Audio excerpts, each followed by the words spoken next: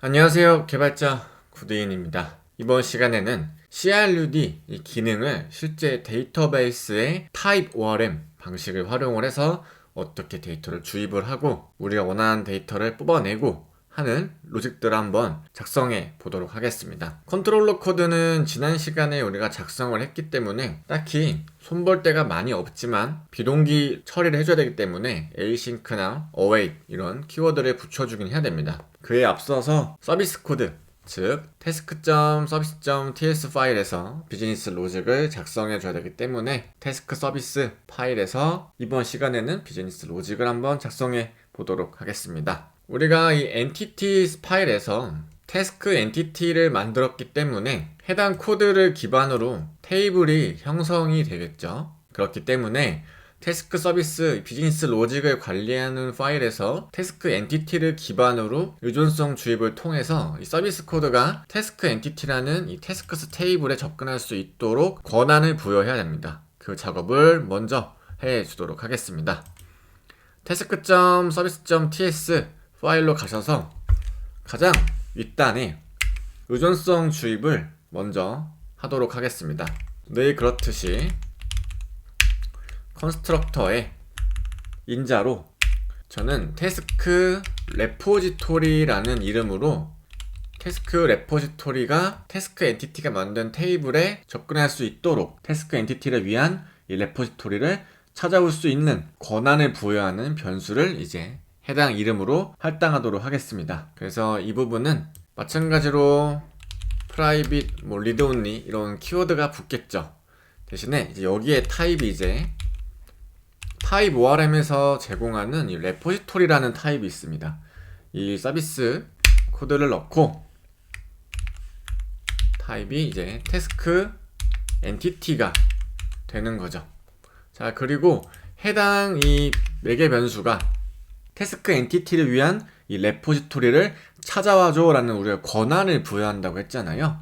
그래서 인젝트 레포지토리라는 데코레이터를 붙여서 태스크 엔티티라는 걸 이 레포지토리를 이 데이터베이스 테이블을 찾아와줘 라고 이렇게 사용을 해줘야 합니다. 그러면 이 녀석이 태스크 엔티티를 가지고 있는 이 테이블에 접근을 해서 우리가 안쪽에서 비즈니스 로직을 작성할 수가 있다라는 겁니다.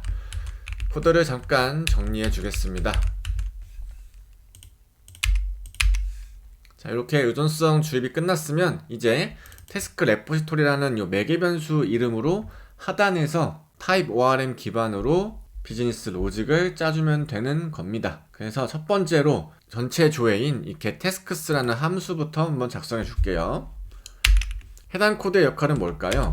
이 DB의 모든 데이터를 배열 형태로 가져오는 역할을 합니다. 우리가 조회를 했을 때.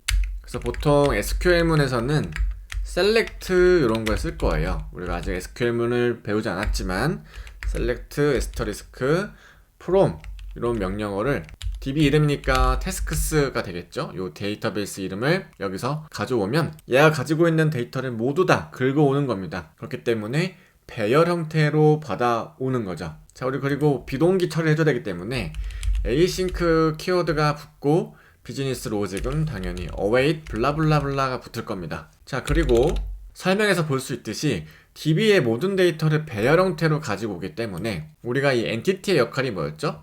태스크스 테이블 안에서 관리되고 있는 가로로 된 raw 데이터 한 줄이 이 엔티티라는 녀석이기 때문에 이 녀석이 배열로 구성되어 있기 때문에 이 녀석이 반환하는 데이터의 타입은 태스크 엔티티의 자 배열이 되는데 우리가 비동기 로직으로 작성이 되고 있고 이 값이 비동기로 반환되기 때문에 타입을 promise 이렇게 붙여주는 겁니다. 그리고 우리는 리턴을 해줘야지 이 비즈니스 로직이 반환된 값이 컨트롤러로 넘어가서 컨트롤러가 또 한 번의 리턴을 통해서 프론트엔드로 데이터를 보내는 거죠. 이때 우리가 쓸 수 있는 게 자, 디스 키워드 써서 여기에 접근할 수 있었죠.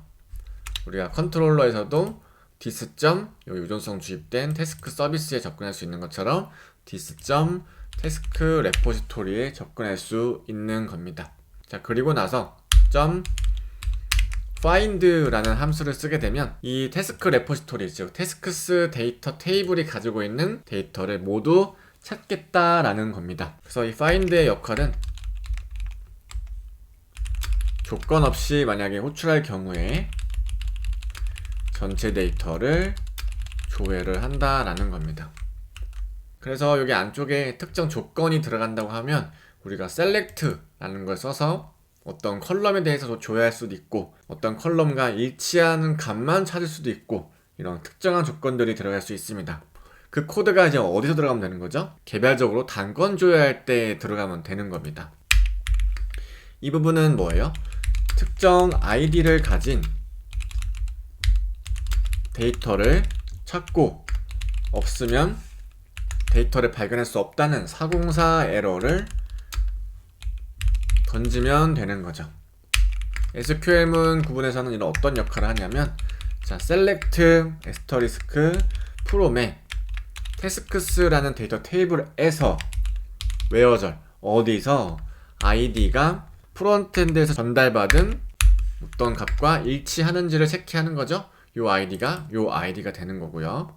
그래서 코드를 한번 작성해 보면 이 친구도 비동기로 처리해 줄 거니까 async 그 다음에 return이 뭔가 될 건데 이 친구는 단건이기 때문에 프라미스의 entity 배열이 아니라 그냥 프라미스의 task entity가 되는 거죠. 그래서 자, 저는 task라는 식별자에 await this의 task repository를 쓸 건데 자, 우리는 하나의 데이터를 찾을 거기 때문에 find one 이렇게 쓸 수 있는 거예요. 그리고 여기 보면 제가 where절이라고 써놨죠? 그래서 안에 특정한 조건을 넣을 수 있습니다. 이렇게 넣고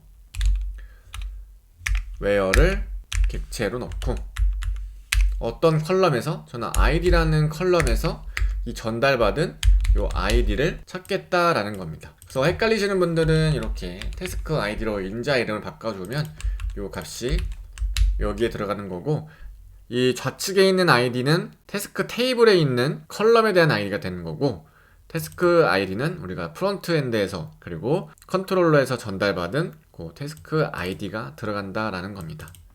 이 부분을 id로 적으실 분들은 이렇게 그냥 id로 적으면 되는데 자, 이럴 경우에는 객체 형태에서 키밸류가 같기 때문에 한쪽이 생략이 가능하죠. 그래서 다음과 같이 코드를 작성할 수가 있는 거죠. 자, 그리고 우리가 특정 id에 대해서 데이터를 찾았을 때 데이터가 만약에 태스크란 엔티티가 발견되지 않으면 어떻게 하면 돼요? 에러를 뱉어내면 되죠? 에러를 던진다. new 발견할 수 없으니까 not found exception 에러를 넣어서 테스트 코드니까 자, id의 값이 여기서 전달받은 id인 태스크를 찾을 수가 없습니다. 이렇게 에러를 뱉어내겠습니다. 그리고 나서 만약에 태스크가 있으면 리턴 쪽에서 그냥 태스크를 변환하면 되는 거죠.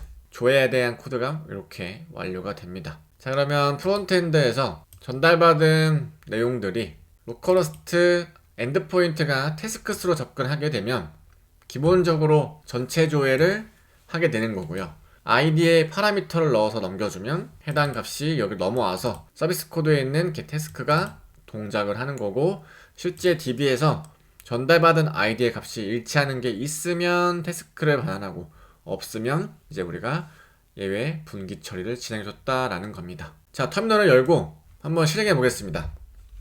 npm run start dev 해주시고 서버가 실행이 되면 전 지금 에러가 났죠. 태스크 모듈 쪽에 해당 부분이 이제 이름이 지금 다르니까 이 부분을 수정해서 기입시켜 주겠습니다. 자, 저장하고 다시 터미널을 열면 올바르게 실행이 됐습니다. 자, 그리고 포스트맨을 한번 열어주겠습니다. 자, 포스트맨을 열고 로컬호스트의 4000번, 이거는 이제 우리가 기본적으로 실행시키고 있는 엔드포인트고, 슬래시 태스크스만 넣으면 여기에 있는 값이 동작을 하면서 값이 조회가 되어야 되는 거잖아요. 그러면 이 부분도 async 걸어주시고 return away 이렇게 한번 해주겠습니다. 그러면은 해당 코드가 동작이 되면서 어떤 값이 리턴이 되겠죠. 마찬가지로 여기도 사실은 조금 더 안전하게 프라미스 타입에 태스크 엔티티에 배열을 넣어주면 조금 더 완성도가 높겠죠. 여기도 프라미스에 태스크 엔티티겠죠. 해당 코드가 여기를 바라보니까요. 그리고 여기도 async return await 붙여주면 되는 거고요. 자, 이렇게 해놓고 다시 포스트맨으로 가보겠습니다. 자, 해당 값을 샌드 해볼게요. 실제로 데이터 그립에 테이블이 형성이 됐고요. 가지고 있는 데이터가 아무것도 없기 때문에 조회가 안 돼야 될 겁니다. 해당 부분을 샌드 해볼게요. 샌드. 자면 빈 배열이 나왔어요. 그리고 205K로 통신이 잘 됐다라는 거죠. 그러면 데이터가 없기 때문에 빈 배열이 자동으로 리턴이 되는 겁니다. 자, 그리고 뒤쪽에 id를 한번 넣어볼게요. 자, 1번을 넣었습니다. 데이터가 없기 때문에 not found exception이 동작을 해야겠죠. 해당 부분을 실행해 보겠습니다. send 하면 이제 우리가 작성했던 exception이 그대로 잘 출력되는 걸 확인할 수 있었어요. 그리고 404 not found 에러가 발생했죠. 다시 VS 코드 가보겠습니다. 그래서 해당 코드 이 두 부분이 비즈니스 로직이 잘 동작을 하고 있다 라는 거고요. 자, 이 부분이 값이 조회가 되지 않았는데 빈 배열이 자동으로 반환이 됐어요. 그 말은 이 부분에서 우리가 find 함수를 써서 데이터를 조회했을 때 값이 발견되지 않으면 자동으로 빈 배열을 생성해서 리턴 시켜준다 라는 점도 우리가 참고를 해주면 좋을 것 같습니다. 이렇게 이번 시간은 조회에 대한 비즈니스 로직을 간단하게 한번 작성해보고 코드를 한번 이해해 보았는데요.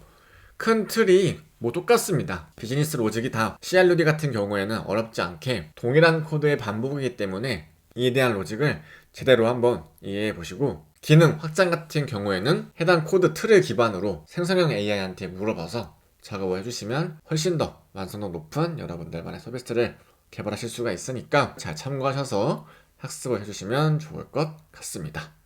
그러면 다음 시간에는 생성과 삭제에 대해서 한번 해보도록 하겠습니다.